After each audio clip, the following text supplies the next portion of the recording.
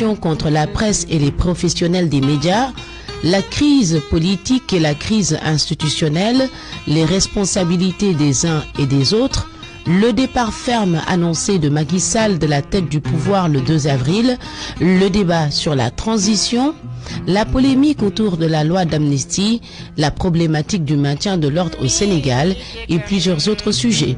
Participez à l'émission en posant vos questions sur les réseaux sociaux avec le hashtag Grand Jury RFM. Elhadji Ibrahima Sall face à Georges Déthié Diop, le Grand Jury dimanche 11h10 sur RFM. Mesdames, Messieurs, bonjour. Merci d'écouter la radio Futur Média. Merci de suivre le Grand Jury qui reçoit ce dimanche Elhadji Ibrahima Sall. Bonjour Elhadji Ibrahima Sall. Bonjour Georges. Merci d'être venu au Grand Jury. Merci d'avoir accepté notre invitation. C'est toujours un plaisir. Je connais la maison, j'ai l'habitude de la maison et je voudrais bien sûr naturellement commencer par dire bonjour aux auditeurs de la radio RFM et vous remercie pour tout le travail remarquable que vous accomplissez dans notre pays. Alors d'abord une pensée pour Maïmouna Ndour Faye, directrice générale de cette TV, sauvagement agressée. Le mot n'est pas trop, un véritable coup porté à la liberté de la presse et à la liberté d'opinion, aux droits de l'homme tout court, mais la presse est vent debout pour faire face aux fossoyeurs, car l'entreprise est vouée à l'échec.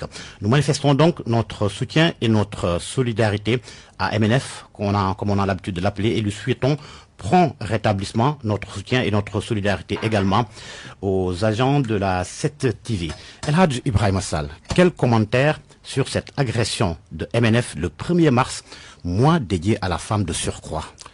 Alors, ce qu'il faudrait dire, c'est qu'en tout temps, en tout lieu, quelle que soit la profession qui est donc en cause, nous devons condamner énergiquement cet acte ignoble qui nous éloigne de la civilisation. Pourquoi je dis cela? Parce que tout simplement, c'est une tentative d'assassinat qui n'a pas réussi. Et que donc, c'est le point ultime de la violence, je pense. Dans notre pays, on n'a jamais vu ça, on n'a jamais assisté à ça. Aujourd'hui, pour des questions d'opinion, qu'on porte atteinte à la vie d'un journaliste me paraît extrêmement grave. Et je voudrais lancer un appel solennel à tous les acteurs de la vie politique, à tous les citoyens sénégalais et à tous les êtres humains qui vivent au Sénégal, de s'élever pour condamner fermement ces actes de violence.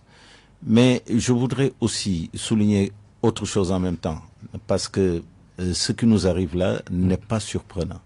Ça fait plus de 5 ans que nous assistons à une transformation radicale de la vie politique, où des injures et la violence sont devenus le lot quotidien de la politique. Certains ne voudraient-ils pas instaurer la pensée unique au Sénégal? Mais c'est déjà instauré, parce que vous avez vu depuis plusieurs années, le droit à la différence n'existe plus, le droit de penser autrement n'existe plus. Et moi, ce qui me choque, c'est le silence des intellectuels. Parce que quand on brûle des bibliothèques, on brûlera des hommes, forcément, et des êtres humains. Et donc, ce que j'ai vu est la timidité de la condamnation des intellectuels sur la mise à feu des bibliothèques, des facultés, me paraît extrêmement grave, extrêmement choquante. Je pense que tout homme politique, avant de prendre une quelconque position sur quoi que ce soit, doit d'abord condamner ces choses-là. Il doit condamner cette tentative de meurtre contre Maïmouna Ndour Faye. Il doit aussi condamner les mises à feu de bibliothèques et de facultés. C'est inadmissible, c'est la barbarie, c'est le niveau zéro de la civilisation. Donc, il faut condamner, mais il faut agir. Et il faut dire que c'était prévisible parce qu'on laisse passer, parce qu'on tolère, parce qu'on a été laxiste. Sur toutes ces questions-là, j'ai alerté il y a des années, 5 ans au moins, sur le danger que courait le Sénégal. J'ai rédigé des notes, je les ai envoyées à qui de droit. Et je pense qu'il y a une certaine permissivité de la société, un laxisme de l'État qui fait qu'aujourd'hui, on a accepté des choses qu'on n'aurait jamais dû accepter et sur lesquelles il fallait être extrêmement ferme. Quand la main de l'État doit défendre la liberté et la vie des personnes et doit défendre des institutions, elle ne doit pas trembler. la main de l'État ne tremble pas. Il faut agir avec fermeté et sans faiblesse aucune contre les ennemis de la liberté, contre les ennemis de la paix et contre les ennemis de la propriété privée. Que justice soit faite et que les auteurs soient punis. Absolument, que justice soit faite, qu'ils soient poursuivis, qu'ils soient traduits en justice et que la justice punisse sans faiblesse. Alors, vous étiez candidat, El Hadj Ibrahima Sall, à l'élection qui devait se tenir le 25 février dernier. Votre candidature a été invalidée. Vous êtes donc recalé comme plusieurs autres candidats. De tous, on voit plusieurs fronts ou collectifs naître. Le FC25 qui regroupe des candidats validés, le Front démocratique pour une élection inclusive, le collectif des candidats dits spoliés, aussi un front dit des candidats forclos. Vous faites partie des rares candidats à ne pas faire partie d'aucun camp. Si vous n'êtes pas le seul d'ailleurs, pourquoi cette posture a accepté votre sort? Justement, je vous remercie. C'est vrai, je dois être le seul à ne pas appartenir à des groupements ou à des mouvements ou à des, disons, mouvements de protestation. Parce que tout simplement, nous pensons au parti Demain la République que j'ai l'honneur de présider, que force doit rester aux institutions de la République. Et que même si nous n'avons pas été admis, même si nous avons pensé que le travail du Conseil constitutionnel a été injuste et parfois un peu léger dans le traitement des dossiers, nous tenons à ce que les décisions du Conseil constitutionnel soient considérées comme des décisions irrévocables et sacrées. Et c'est la raison pour laquelle, même si nous en sommes victimes, nous continuerons à nous battre pour que les 9 qui ont été sélectionnés par le Conseil constitutionnel soient les personnes qui sont définitivement retenues. Georges, vous savez, vous ne pouvez pas dire « je respecte la justice tant qu'elle m'est favorable et quand elle m'est pas favorable, je me mets à la lyncher ». C'est pas notre attitude, c'est pas une posture républicaine. Nous pensons que la chose jugée est sacrée et qu'il faut respecter les décisions de justice. Moi, je fais partie de cette école de la République parce que tout simplement, j'ai été élevé sous un état normé, sous un état sérieux pour lesquels on ne pouvait même pas se permettre de juger des décisions de justice. Oui, le constitutionnel a mal travaillé. Oui, le Conseil constitutionnel a mal travaillé. Oui, le Conseil constitutionnel a raison. Et nous devons respecter ces décisions, même si elles n'ont pas bien travaillé. Alors, sur les problèmes du Conseil constitutionnel, c'est très profond. Mais rien que sur l'étape des parrainages, nous avons une évaluation à faire. Et c'est cela, être sérieux. Je ne vais pas condamner le travail du Conseil constitutionnel en 30 secondes autour d'une phrase. Il faut une évaluation. Mais nous avons vu plusieurs choses. Nous avons vu que, d'abord, la non-disponibilité du fichier électoral posait problème.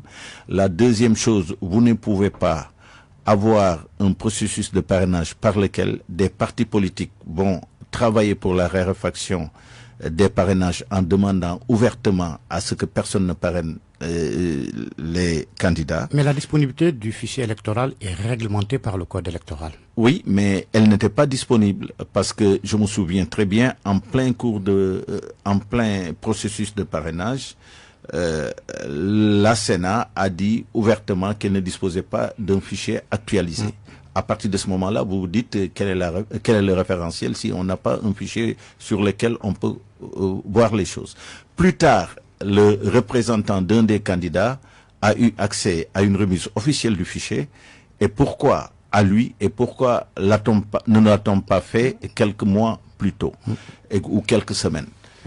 Alors, j'en étais à la création d'un marché de corruption sur les parrainages, parce que tout simplement, les partis politiques, aussi bien de l'opposition que de la majorité, ont donné des consignes pour qu'il n'y ait pas de parrainage citoyen, des consignes de rétention, et d'autres se sont permis de récolter des parrainages et de les jeter dans la poubelle, créant ainsi une rareté et créant une sorte de marché de corruption qui a entraîné tous les candidats dans des processus mais plus ou moins illégaux d'achat de parrainage, avec d'ailleurs derrière une autre infraction qui était l'utilisation de données personnelles qui est interdite par la loi. Donc vous voyez, il y a eu énormément de choses. Il y a ce fameux tirage qui est un scandale parce qu'on ne peut pas dans une république lier le sort d'un pays à un tirage. Moi, j'ai beaucoup de candidats, des milliers de candidats communs avec celui qui a été tiré le premier. Si j'avais été premier et lui, s'il était 51e au 51e rang, les résultats auraient été complètement différents. On ne peut pas dire le premier qui est tiré au sort est le bon et le légal, et tous ceux qui sont tirés après lui ont été des gens qui doivent perdre parce qu'on suppose que c'est eux qui ont triché. Vous ne pouvez pas mettre en place un système aussi ridicule que cela. Donc, le Conseil constitutionnel a fait un travail médiocre, je le répète, et ce travail médiocre est dû en partie par la durée et le temps dans lequel ce processus de parrainage, l'étape a été donc insérée. Et je pense que les dates qui ont été fixées par le président de la République pour l'élection présidentielle n'ont pas donné suffisamment de temps au Conseil constitutionnel pour faire son travail. Et d'ailleurs, je pense qu'il faudrait réformer notre code électoral pour que la fixation du délai des élections, en tout cas, soit l'objet d'un va-et-vient et d'un dialogue entre le président de la République et le Conseil constitutionnel. Parce qu'il faut retenir l'idée principale que, en matière d'élection présidentielle, c'est le Conseil constitutionnel qui est maître des horloges, mais que le président de la République agit en secrétariat pour convoquer. Et à partir de ce moment-là, les délais, s'ils ne sont pas suffisants, doivent être discutés et réajustés. Donc il y a énormément de choses, mais il faut évaluer essentiellement la question du parrainage et après évaluation, décider si on le maintient ou si on l'enlève et décider d'autres critères qui doivent rentrer dans le processus d'élection du président de la République pour qu'enfin on ait des critères de qualité. Je m'explique. Rien sur le programme, aucune audition sur la vision et les candidats, et je trouve que c'est extrêmement grave. Aucune information, aucune recherche, mais sur leur patrimoine. Et je pense qu'il faut qu'ils le disent avant même de se présenter. Et il n'y a absolument rien sur donc ces questions-là qui peuvent tirer vers le haut une démocratie. Donc nous avons tiré vers le bas notre démocratie en faisant un parrainage citoyen qui tournait et qui avait des aspects de corruption. Et que la conséquence, c'est que quand tu n'as pas un financement des partis politiques, c'est tous les gens qui ont détourné de l'argent public, mais qui sont tout simplement les plus puissants et les plus à même de gagner des élections. Nous sommes dans cette situation-là où notre élection présidentielle a donné une prime à la corruption. Et c'est pas par hasard que vous retrouvez certains fonctionnaires et certains corps de l'État qui sont super représentés. Il n'y a pas un seul pays au monde où un inspecteur des impôts est candidat pendant qu'il occupe les mêmes fonctions. Au Sénégal, on en a eu plusieurs. Et c'est un scandale parce que tout simplement, c'est des processus de corruption que nous avons laissé passer et que nous devons arrêter si nous voulons avoir une démocratie de confiance. Donc mon idée, c'est que moi, il faut évaluer le parrainage, évaluer le processus électoral et réformer tout le code électoral. Mais ça, c'est un dialogue post-élection présidentielle. C'est le dialogue qu'on doit poser sur la table dans ce pays pour que immédiatement, dès que le prochain président de la République prenne fonction, pour que nous puissions envisager une évaluation du processus électoral et aboutir à une réforme consensuelle. Pourquoi concrètement on devrait écarter les inspecteurs des impôts de la course à la présidentielle? Mais pour deux raisons, monsieur. Vous ne pouvez pas avoir des inspecteurs qui doivent délivrer un quitus fiscal dans le cadre d'une élection présidentielle et qui sont en fonction. Vous ne pouvez pas être jugé parti. Ça me paraît évident. La deuxième chose, c'est que pour des raisons évidentes, il n'y a aucun pays du monde où un inspecteur des impôts en fonction peut participer à des élections présidentielles. C'est comme si je vous disais aujourd'hui que le directeur des renseignements généraux peut participer aux élections présidentielles. Mais c'est le même problème. Il y a des conflits d'intérêts et dans ce pays, nous ne connaissons pas les conflits d'intérêts. Nous les alimentons et nous vivons de cela et nous laissons les gens être juges et partis dans tout. Il faut arrêter ça. Et pour la transparence de la vie publique, il faut que les gens qui ont envie de se présenter à certaines fonctions démissionnent. On ne peut pas être à la fois membre de l'administration, responsable de l'administration, patron de l'administration et en même temps être candidat dans un processus électoral où les administrations ne sont pas des administrations autonomes ou indépendantes. Donc, il y a des problèmes de fond qui font qu'il y a des choses qui sont incompatibles. Et les incompatibilités, on les lève par des démissions. Et c'est au nouveau code électoral de déterminer avant combien d'années, avant les élections, devrait-on se démettre de telle ou telle fonction. Alors, en tout cas, tout cela que vous avez évoqué a installé le pays dans une crise profonde, crise politique et crise institutionnelle. À qui l'imputer? Alors, la crise institutionnelle, pour moi, il faut l'imputer à l'exécutif, au Parlement et dans une moindre mesure au Conseil constitutionnel qui est le garant et qui doit être l'instance qui doit régler le problème. Mais pour moi, il y a pire que la crise institutionnelle. Il y a une crise de la démocratie et il y a une crise politique dans notre pays. Parce que voilà un pays où nous assistons depuis 25 ans à une dégradation de la vie politique. La politique est devenue un lieu d'injure. L'État ne se tient plus dans sa posture de neutralité et nous sommes entrés dans du, excusez-moi du terme, de n'importe quoi. Parce que tout simplement, aujourd'hui, nous sommes passés d'une démocratie de confiance à une démocratie de méfiance, d'une démocratie de méfiance à une démocratie de défiance. Aujourd'hui, on ne peut plus avancer parce que tout simplement, depuis 5 ans au moins, les injures sont tout le temps sur les réseaux sociaux, les gens se font insulter, les gens se font attaquer, les gens se font menacer et l'État n'a pas du tout réagi depuis lors. Un clivage politique latent. Et c'est la raison, non, ça va plus que ça, c'est de la violence qui est exercée dans la société, sur la société, sans que les Sénégalaises et les Sénégalais ne se sentent défendus. Et ça, c'est un problème extrêmement grave. Et pour moi, l'agression ou la tentative d'assassinat de Maïmouna Ndour Faye n'est pas un hasard. C'est la suite logique de ce qu'on a laissé se consolider dans ce pays depuis 5 ans. On ne peut pas vivre dans une démocratie où il n'y a pas de citoyenneté. On ne peut pas vivre dans une démocratie où il n'y a pas de politesse. On ne peut pas vivre dans une démocratie où il n'y a pas de respect. Et tout ça, nous les avons manqués. Nous avons vu cela dégrader sans que personne ne fasse quoi que ce soit. Alors, un intellectuel, ça ne sert pas à attendre la veille d'un changement de régime pour, de façon opportuniste, prendre position, faire des articles. C'est en permanence, tous les jours, qu'on doit dire non à ce qui n'est pas normal. Et on ne l'a pas assez fait, on ne l'a pas fait.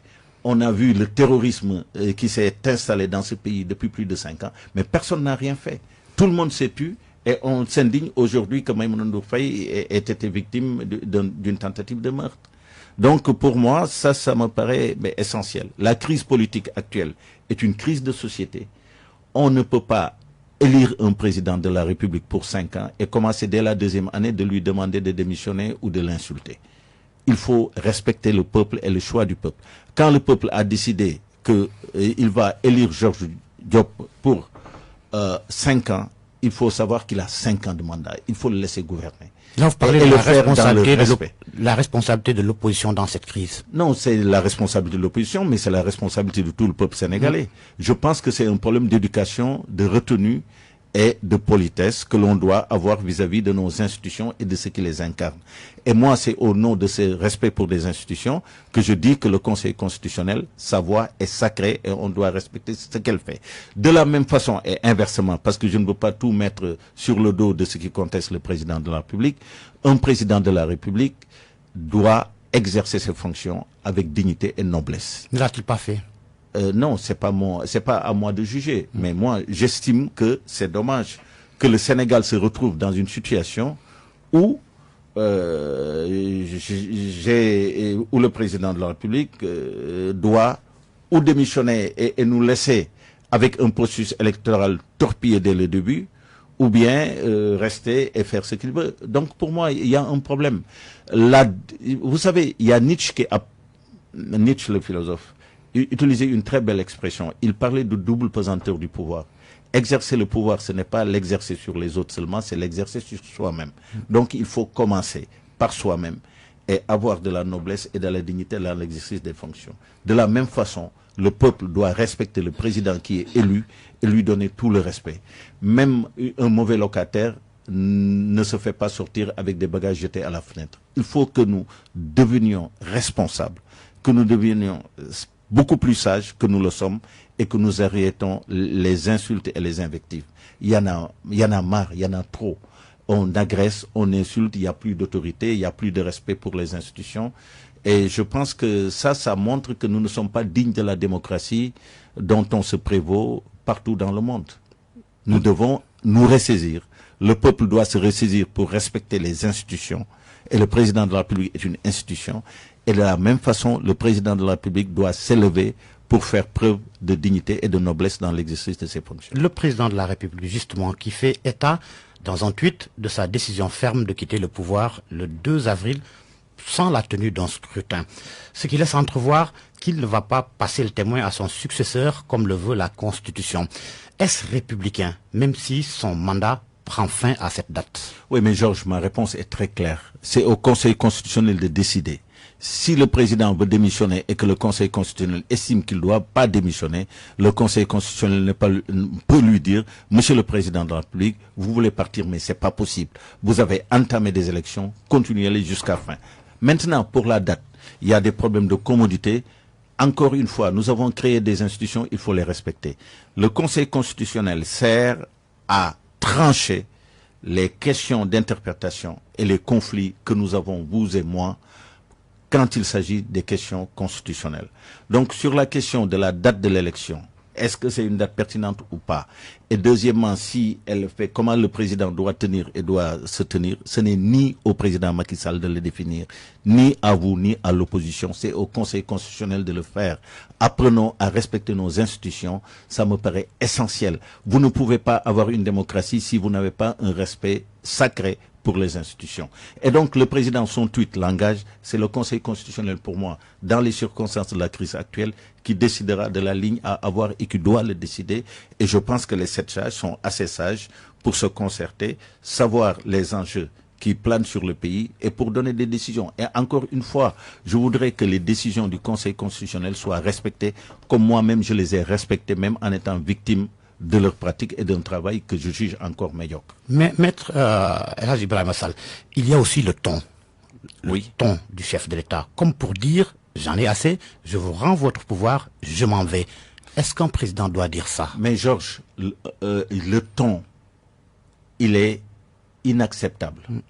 Mais le ton du peuple est inacceptable vis-à-vis du président de la République, comme le ton du président de la République vis-à-vis du peuple. On n'insulte pas un président de la République, c'est une autorité. Un président de la République ne boude pas, parce que c'est une institution. Ce n'est pas qu'un corps physique et matériel, c'est un corps immatériel.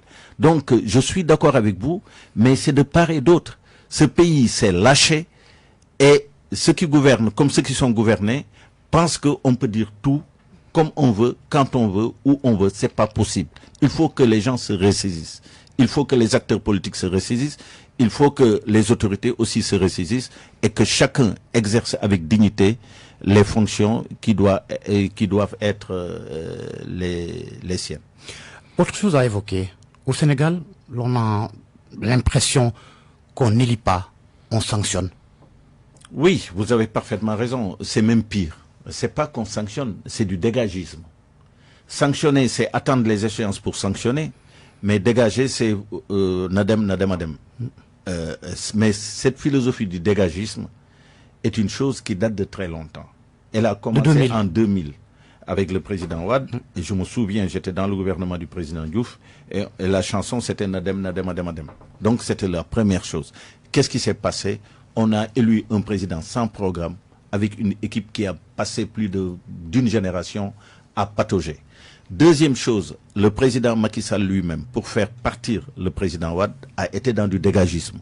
Et vous pouvez entendre dans la presse et dans les vidéos des réseaux sociaux des déclarations du type nous allons marcher au palais le déloger. Mais c'est inadmissible et c'est inacceptable. Et cette logique de dégagisme qu'il a amené au pouvoir, c'est la même logique de dégagisme que la société civile et l'opposition est en train d'adopter, que je condamne moi fermement. C'est inadmissible, c'est inacceptable. On ne dégage pas un président de la République, on dégage même personne. Et il y a des formes civilisées dans lesquelles on doit se mettre lorsqu'il s'agit justement de la démocratie et de la politique. La politique et la démocratie ont été inventées pour pacifier les rapports sociaux. C'est pas pour les brutaliser, c'est pas pour imposer de la violence dans la société. Et moi, je trouve que le dégagisme, c'est le mal du siècle. Et le dégagisme est un dégagisme populiste. Et tant que nous serons dans le dégagisme populiste, nous ne serons pas en mesure d'élire. Il faut que les Sénégalais arrêtent de dégager et commencent à élire. Et on élit les gens en fonction de leur qualité, en fonction de leur éducation, en fonction de leur parcours, en fonction de leur itinéraire. Nous allons au fond du gouffre parce que tout simplement, nous avons affaissé la démocratie et nous allons avoir de plus en plus des élus qui ne seront pas à la hauteur des enjeux et à la hauteur de l'histoire de notre pays. Aujourd'hui, moi je suis très inquiet sur les candidats, je suis très inquiet sur les futurs présidents qui vont être élus et je suis désolé de le dire, ils ne sont pas à la hauteur du Sénégal et à la mesure de notre histoire. Inquiet, oui. Les deux camps. Et d'ailleurs, je voudrais rajouter, pour terminer, c'est que non seulement M. Dégagisme est un problème, comme je l'ai dit, bien sûr, le manque de noblesse des dirigeants est un problème aussi. Mais enfin, il faut rajouter l'opportunisme des intellectuels qui pensent que chaque changement de régime est une occasion pour eux de déstabiliser, pour avoir accès à des privilèges. Et je trouve ça indigne de la part d'un intellectuel. Donc, je pense que nous devons tous nous ressaisir, rester sereins, et puis ne pas servir aux foules les discours qu'elles veulent. Les foules sont folles. Il n'y a pas de rationalité dans les foules. Et il faut arrêter de suivre les foules. Moi, je suis choqué lorsque les intellectuels qui doivent éclairer une foule se mettent à lui servir les discours qu'elles veulent. Il faut arrêter cela. Et les intellectuels ont une large part dans cette histoire-là. Opportunisme intellectuel,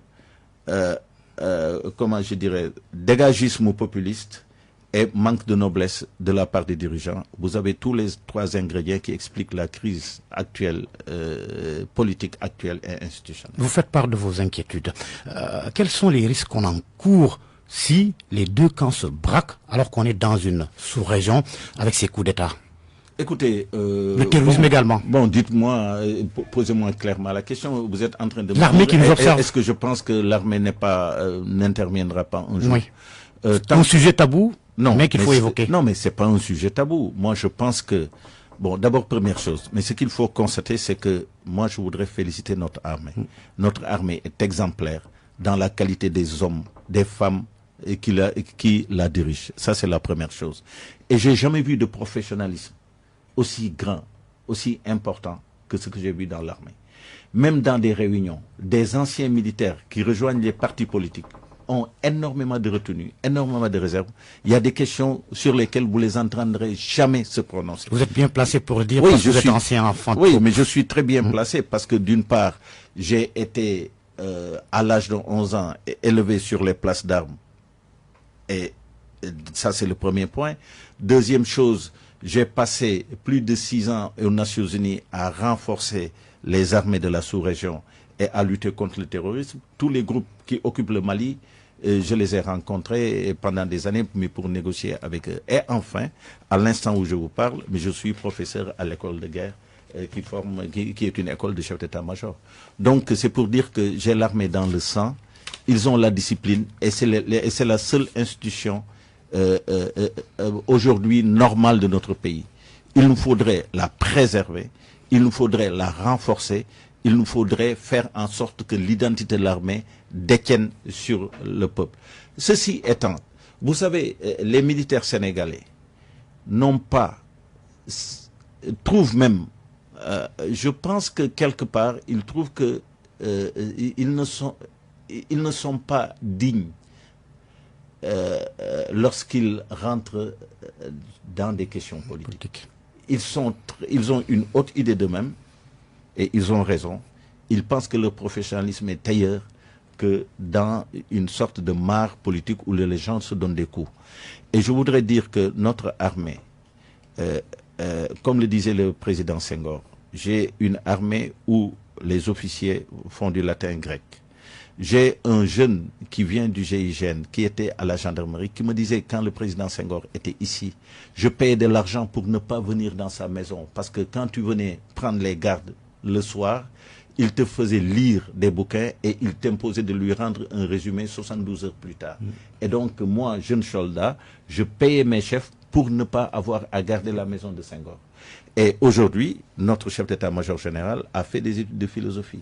Donc, vous voyez, c'est une armée intelligente. C'est pas une armée comme on en trouve un peu partout. C'est une armée exemplaire qui a une haute idée d'elle-même et qui pense que la politique est la politique, l'armée est l'armée, et que les militaires sont toujours soumis au pouvoir civil. Parce que tout simplement, on ne peut pas avoir et les armes et la décision de les utiliser. La décision incombe aux civils et c'est pourquoi les relations civilo-militaires sont importantes et complexes. Vous avez toujours un civil à la tête de l'armée, à la tête des militaires et c'est pourquoi le président de la République est un chef suprême des armées. Ça fait partie de ses 3 fonctions. Il est président d'une république, il est chef suprême des armées et il est chef de l'État. Donc, il y a la gestion de l'État, il y a la gestion des armées et il y a la gestion de la République. Et ces 3 fonctions... Président du Conseil supérieur de la magistrature également. Oui, mais tout ça, c'est dans l'État. C'est dans la fonction de chef de l'État. Donc, vous voyez, il y a 3 fonctions essentielles, comme dans les termes de référence d'un président de la République. Et l'idée est de voir comment ces 3 fonctions sont traitées. Et quand tu évalues, parce que je suis un évaluateur de profession, quand tu évalues un président de la République, mais tu l'évalues par rapport à ces 3 référentiels. A-t-il été un bon chef de l'État? A-t-il été un bon chef suprême des armées? A-t-il été un bon président de la République? Et ces 3 fonctions qui appellent de tout. Parce que veiller sur une République, c'est pas veiller sur l'État. Veiller sur l'État, c'est pas veiller sur les forces armées. Donc, c'est des dimensions qui sont très intéressantes et qu'on aurait dû voir dans cette campagne défiler. Macky Sall l'a-t-il été? L'a-t-il été? Oui. Mais une évaluation comme ça... Bon, alors, très rapidement, l'a-t-il été sur quel aspect? Sur tous les aspects que vous avez évoqués. C'est la République qui vous intéresse, mais c'est l'État qui vous intéresse ou c'est les armées? L'État. Est-ce que je peux vous répondre? L'État. Alors, sur l'État, il y a des choses qui sont extrêmement importantes. Sur l'État, je pense que l'État du Sénégal a commencé à se dégrader dès 2000. Et cette dégradation, malheureusement, a été continue jusqu'à aujourd'hui. Et je peux vous dire aujourd'hui les grandes faiblesses de l'État. L'État du Sénégal en 2024 est un État politisé, infiltré par les partis politiques et de l'opposition et de la majorité. Et vous avez justement des directions comme les impôts qui sont partagées entre le parti le plus grand de la majorité et le parti le plus important de l'opposition. Donc ça, c'est une catastrophe. Et vous avez bien sûr tous les processus de rationalisation, d'amélioration, mais de l'efficacité de l'État. Mais essentiellement, aujourd'hui, la crise de l'État est une crise de politisation et il faudrait la dépolitiser. Et il faut dépolitiser tout ce qui tourne autour de l'État. Ça veut dire les politiques publiques, les services publics, l'administration publique. Et c'est tout cela qui concerne l'amélioration de l'État ou la réforme de l'État, si vous voulez dire. Vous voyez, ça fait des années que vous n'avez plus entendu parler de termes de réforme de l'État. Nous n'avons pas d'agenda politique sur la réforme de l'État depuis très longtemps parce que les gens ont décidé de tourner le dos à l'État et ça fait depuis 2000 que nous avons un gouvernement qui travaille contre l'État et qui l'utilise à chaque fois qu'il faut s'appuyer sur lui pour régler certains types de problèmes. Mais il y a une instrumentalisation de l'État qui ne correspond pas avec l'idée sacrée qu'on a de l'État. Parce que l'État est la seule chose équidistante et neutre qui doit empêcher la récurrence et la résurgence des révolutions. Une révolution arrive une fois, mais vous mettez un État qui fait qu'il n'y aura plus de révolution parce que tout le monde se reconnaît dans l'État. C'est un peu cette logique-là, et nous sommes loin de ça, et que l'État s'est affaissé, il a continué à s'affaisser depuis 2000. Et aujourd'hui, d'ailleurs, c'est notre drame, parce que c'est une question très intéressante que vous me posez. Aujourd'hui, le drame du Sénégal est que vous avez une majorité et une opposition où personne n'a jamais servi un État normé. Tous, ils ont commencé à servir à partir de 2000, et à partir de 2000, c'était la fin de l'État. Et donc, aujourd'hui, l'opposition ne connaît pas d'État normé, la majorité ne connaît pas d'État normé, et ça ne vous étonne pas que vous avez certains types de problèmes. Donc, la réforme de l'État sera au cœur la prochaine fois, dès l'arrivée du président de la République. Et la réforme de l'État, elle est profonde. C'est la réforme des politiques publiques, des services, de l'administration et de tout un ensemble de choses. Alors, le grand jury qui reçoit, je le rappelle, El Hadj Ibrahima Sall, ancien ministre, ancien président de la commission d'évaluation des politiques et programmes publics, candidat recalé à l'élection présidentielle. Alors, El Hadj Ibrahima Sall, parlons à présent du projet de loi d'amnistie adopté mercredi en Conseil des ministres. Amnistie sur les faits nés des troubles depuis 2021. Plusieurs dizaines de morts, des biens publics et privés détruits. Cela fait polémique. Votre avis sur la question? Oui à une amnistie pour un apaisement de l'espace public et une réconciliation nationale, ou bien vous dites oui à une réconciliation, mais la vérité d'abord? Oui, alors la première chose, c'est que le problème, c'est pas amnistie ou pas amnistie, c'est amnistie quand et après quoi. On ne sort pas de son chapeau une amnistie pour tout simplement la poser sur la table. La première question, c'est qu'il y a deux types d'amnistie. Il y a des amnisties qui reviennent pour effacer des infractions déjà commises. C'est les amnisties classiques, c'est-à-dire vous allez vous effacer sur le casier judiciaire de quelqu'un des infractions pénales qui se sont produites. Et d'ailleurs, c'est pourquoi, lorsque vous voulez savoir si vous avez bénéficié d'une amnistie ou pas, vous ne faites qu'une chose simple, vous demandez au tribunal votre certificat, votre casier judiciaire. Et vous verrez que vous avez bénéficié d'une amnistie ou pas. Donc, on n'amnistie pas des personnes, on amnistie des faits. Ça, c'est très connu. Ouais. Et des infractions pénales, mais pas des infractions civiles. Parce que les dommages et les intérêts, l'amnistie ne peut pas les enlever. Donc ça, c'est important. Ça veut dire quoi? Ça veut dire qu'aujourd'hui, il est très problématique et difficile d'aller vers des amnisties qui interrompent et qui interceptent une action publique, comme ce que se passe sur le Sénégal. Toutes les personnes qui ont été incriminées dans les événements de mars 2021 à 2020, que ce soit des manifestants, que ce soit des agents des forces de l'ordre, toutes ces personnes-là devaient faire face à une action publique. Ça veut dire un procureur, des juges d'instruction, une instruction en bonne et due forme et un jugement, un procès. Vous ne comprenez donc pas une amnistie alors que certains dossiers sont toujours en instruction? Non, je comprends ce qui s'est passé, mais ce qui s'est passé est grave. Ça veut dire que tout simplement, dans un régime de séparation du pouvoir, une alliance ou une collision, dirait d'autres, entre l'exécutif et le législatif a permis d'aller dessaisir la justice, mais qui est indépendante des dossiers qui étaient en cours. Donc, moi, je suis pour des amnisties qui concernent la chose du sujet. Je sais que le Sénégal a fait ça avec le MFDC, mais ce n'était pas normal. Quand des citoyens, quand des justiciables sont entre les mains de la justice et ont commis des soi-disant infractions, il faut aller jusqu'au bout pour qu'on comprenne. L'amnistie ne doit pas être contre le droit de savoir et contre le droit des victimes. C'est important. Aujourd'hui, on va vers une amnistie en pardonnant des gens dont on ne sait pas à peu près qu'est-ce qu'ils ont fait. Moi, j'ai envie de savoir ceux qui ont posé les bombes dans les cocktails Molotov, dans les véhicules, dans les bus, mais qui les a envoyés? Et quel réseau existait? Qu'est-ce qui est derrière eux? Je veux savoir si leurs accusations sont des vraies accusations ou c'est des fausses accusations. Et pourquoi les pouvoirs ou, je ne sais pas moi, les agents de police judiciaire se sont permis de les accuser des choses qu'ils n'ont jamais faites. Donc nous avons besoin de transparence et nous avons besoin de clarté.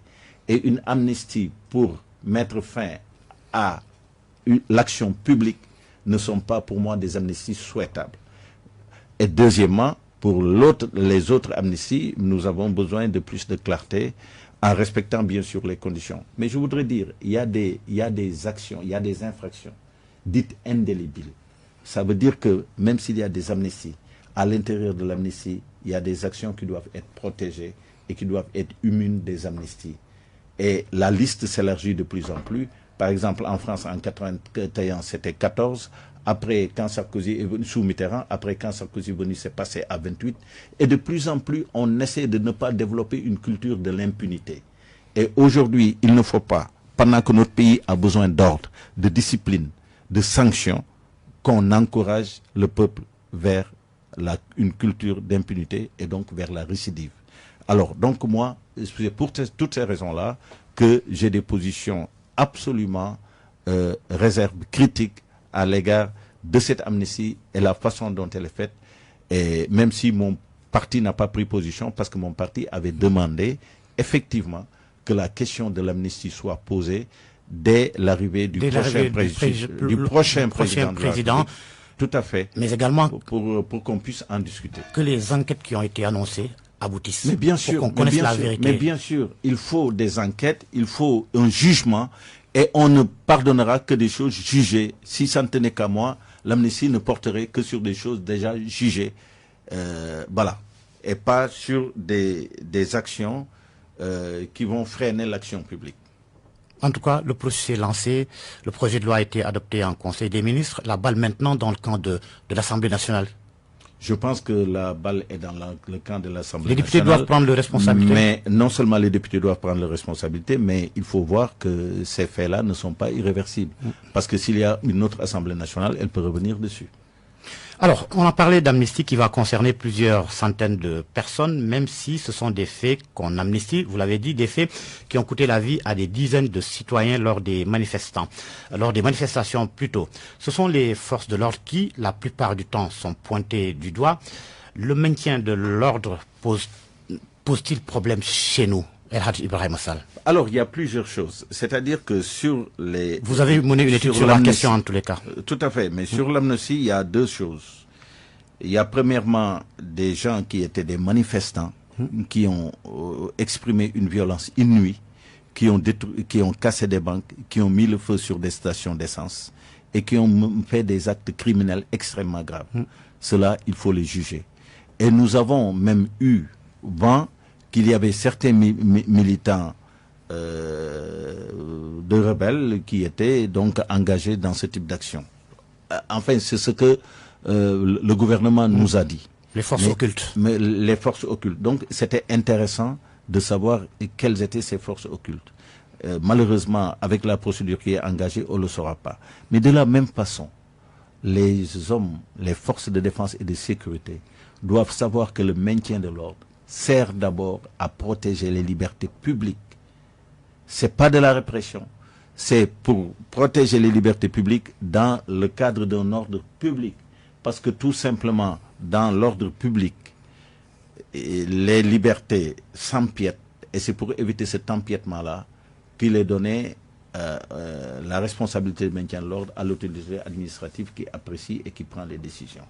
Alors, au Sénégal, de quoi il s'agit? Bien sûr, moi, même personnellement, j'ai vécu des abus des forces de sécurité. Moi, j'ai vécu, c'est pas important, j'ai eu des problèmes avec un agent des forces de sécurité, mais qui m'a séquestré, menacé de mort. À la suite de ça, j'ai présenté une plainte auprès du procureur de la République. Un an après, il n'a pas réagi. Et je suis remonté au procureur général de la Cour d'appel, donc le patron des procureurs, pour maintenant redéposer une autre enquête pour entrave à une enquête judiciaire. Et donc, jusqu'à présent, aucune réaction. Donc, vous avez une complicité entre les agents qui doivent justement traquer ces choses et les contrevenants. Donc les abus, tous les Sénégalais ont vécu des choses comme ça. Il faut que ça s'arrête. Il faut que les personnes en tenue arrêtent de faire des abus parce qu'ils sont en tenue. Et moi, c'était un de mes engagements, si j'avais été élu, j'aurais mis de l'ordre dans ces questions-là. Parce que tout simplement, les forces de l'ordre, les forces de défense et de sécurité doivent savoir qu'elles sont à la disposition des populations. C'est la raison pour laquelle, dès mars 2021, quand les événements se sont produits, j'ai engagé 3 évaluations dans le cadre de la commission d'évaluation des politiques publiques que j'ai présidée et qui est une commission apolitique, où j'ai tenu à ce que tous les experts n'aient pas de parti politique et que tous suspendent leurs activités politiques. C'est la raison pour laquelle, d'ailleurs, pendant ces 5 ans, j'avais personnellement suspendu mes activités politiques en donnant l'exemple. Qu'est-ce qui résulte de cette étude? J'ai fait une évaluation sur, d'abord, le maintien de l'ordre. J'ai fait une évaluation sur des lieux de privation de liberté, et notamment les prisons.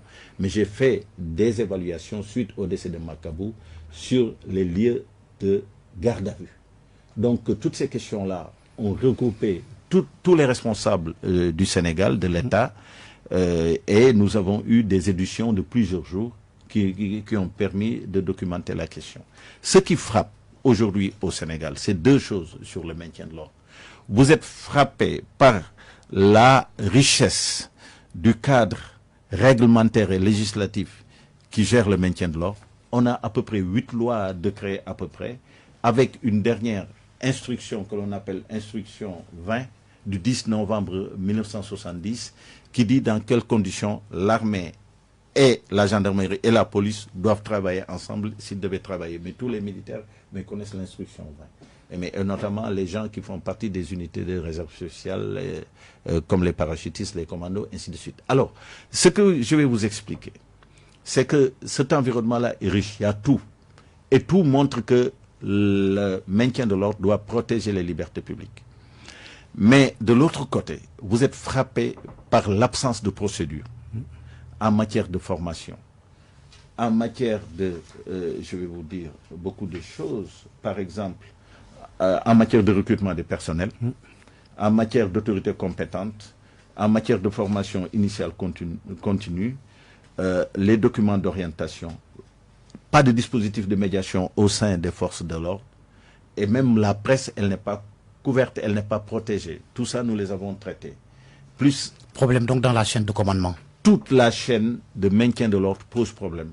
Depuis le traitement des déclarations des manifestants jusqu'à la préparation des manifestants, parce qu'il y a des réunions préparatoires que nous avons proposées, l'information au public, la planification des opérations, l'autonomie opérationnelle des forces de défense, sans oublier le déploiement du dispositif qui répartit les pouvoirs entre les intervenants, le déploiement préventif des unités, les unités d'intervention et les moyens d'action.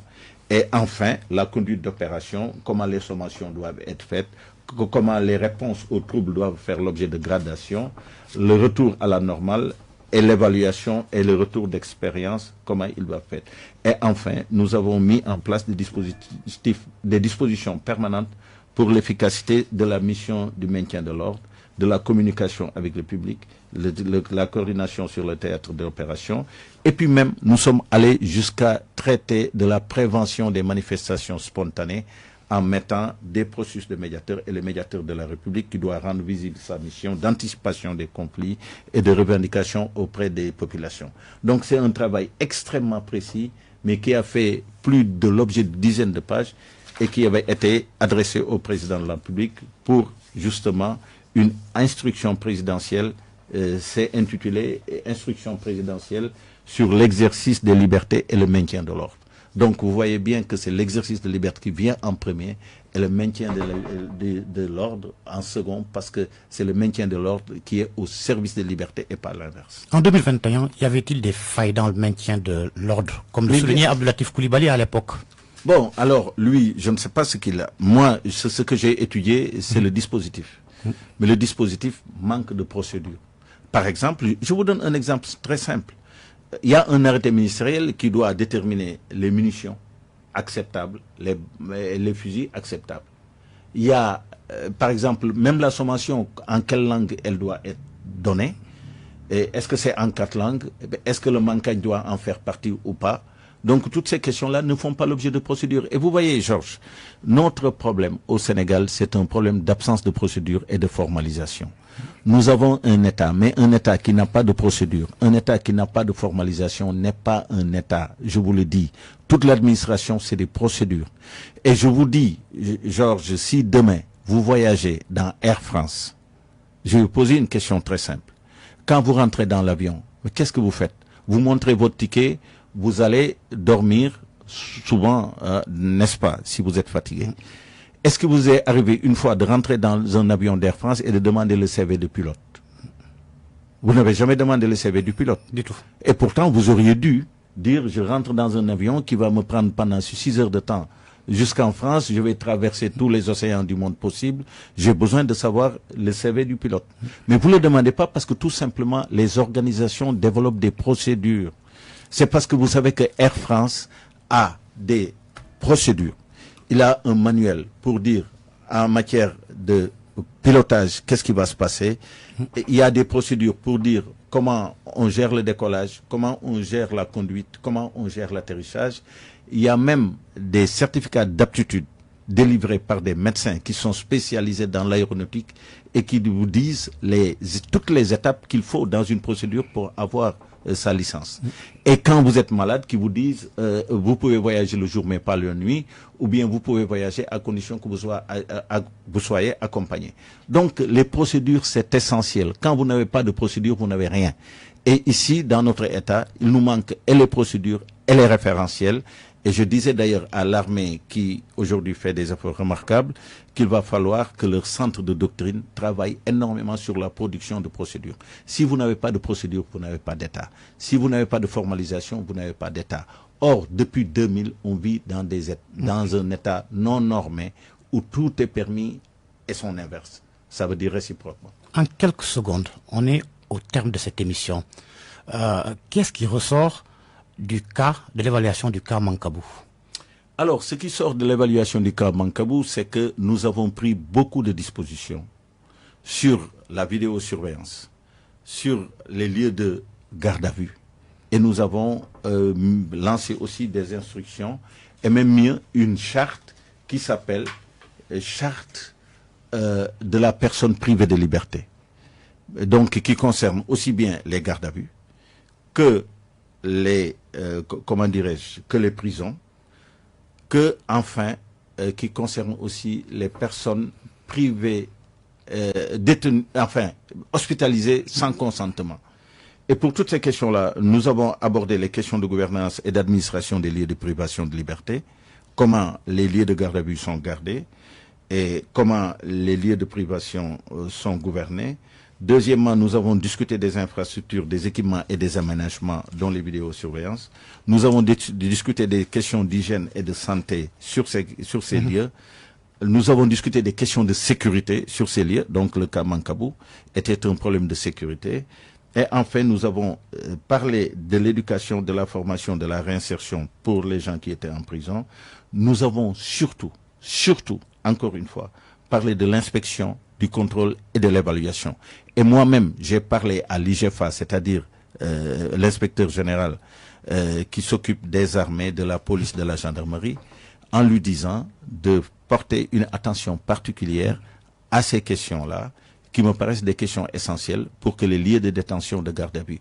Alors, nous avons fait l'évaluation sur 172 lieux de garde à vue de la gendarmerie et sur 92 de la police, à peu près, si mes chiffres c'est bon. Donc, nous avons pris un travail extrêmement sérieux qui a pris combien de pages? À peu près, je pense que nous avons fait 23 pages que nous avons aussi remis au président de la République dans le cadre de la commission d'évaluation des politiques publiques. Et toutes ces évaluations-là ont été faites sur ma demande et sur mon initiative, compte tenu des décès que nous avons observés sur le terrain et des accidents que nous avons conservés sur les lieux de la vue, des gardes à vue et sur les abus des personnels des forces de défense et de sécurité. La balle donc dans le camp du chef de l'État. Merci El Hadj Ibrahima Sall. Merci d'être venu au grand jury. Merci.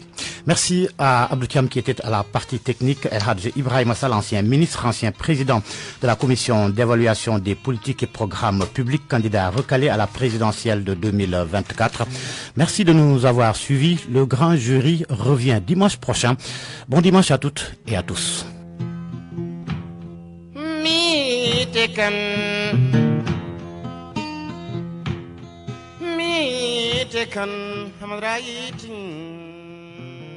RFM, le journal.